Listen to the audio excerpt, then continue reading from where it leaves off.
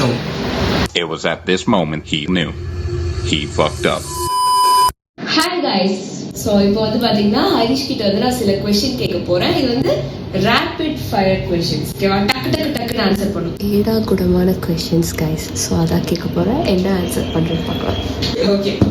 என்ன ஒரு நாளைக்கு வேற ஒரு பர்சனை உன்னால மாற்ற முடியும். ஒரு ஆக்ட்ரஸோட உடம்புல நீ போட முடியும். யாரோட உடம்புல போடுவேன்? சமந்தா.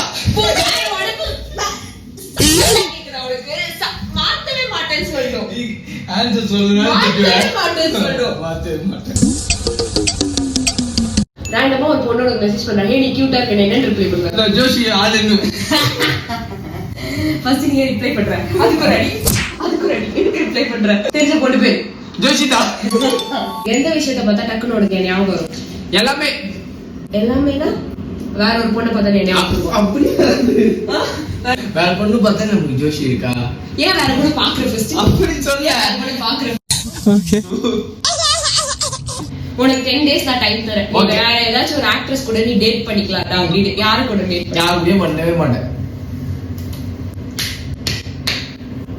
இது சீரியஸாக தான் சொல்றேன். யாருமே பண்ண மாட்டேன். இல்ல நீ பேச மாட்டேன். எனக்கு தனியா வந்து வேற ஆக்ட்ரஸ் சொல்வான்னு நினைச்சேன். என்னடி இது?